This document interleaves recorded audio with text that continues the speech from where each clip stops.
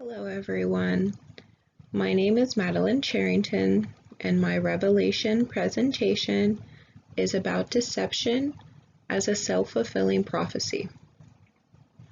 In this video, I will be explaining my new theory about social psychological behavior. In addition, I will be defining key terms, providing an example, and discussing studies all related to my theory.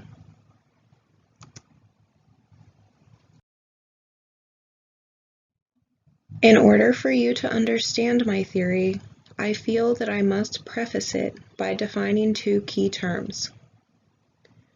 These terms are deception and self-fulfilling prophecy.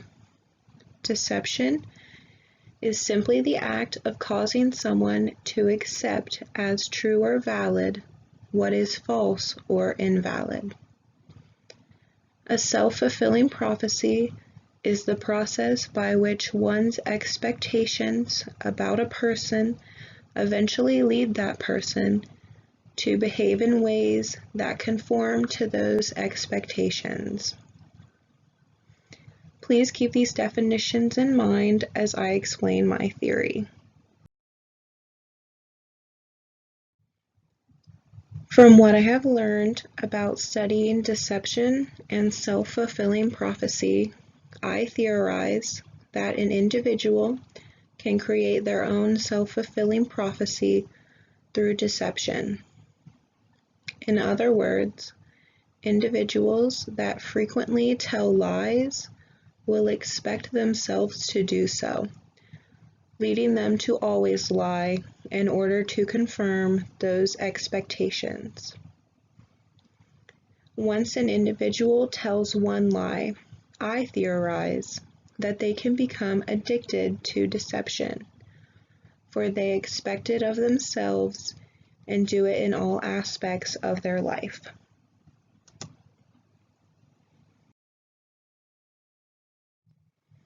In order to further express my theory, I would like to provide an example. Let's say that an individual was called to their local police station to be questioned related to a crime.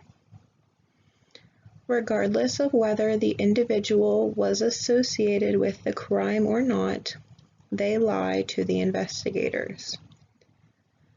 The individual then goes home and tells their partner the story that they told the investigators, except they do not disclose that they are lies. Later that night, they tell another lie to their child. The next day, they lie to their coworker. Through their own self-fulfilling prophecy, they now expect themselves to lie.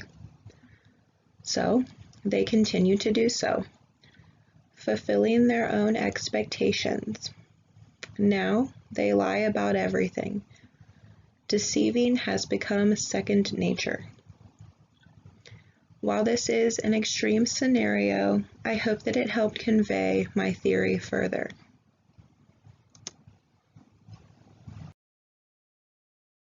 While studies have been completed that are related to my theory, which I will discuss next, mine is unique in that I am directly relating deception to self-fulfilling prophecy.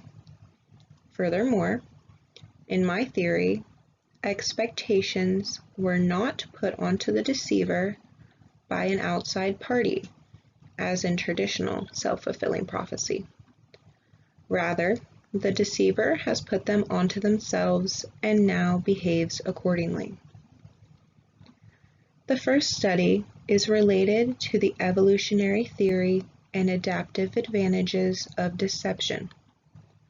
Studies have found that if the deceiver believes that their deception is true, they will be more successful. If they believe what they are saying, they are less likely to be nervous, so they will not have to suppress or work hard. In my example, I suggested that deceiving will become second nature. These findings support this aspect of my theory. Another related study is Rosenthal and Jacobson's Pygmalion study. This study, which is related to self-fulfilling bias, found that if teachers had a positive expectation for a student, the student would perform well, and vice versa. This is due to the teacher behaving in ways that are consistent with their first impression of the student. For example, if a teacher were to have high expectations for a student, giving them more praise, the student is likely to perform accordingly. This study validates self-fulfilling prophecy as a theory, which supports my theory.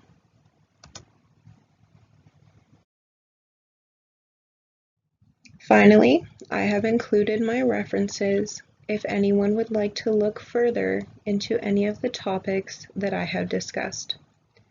Thank you for watching and listening.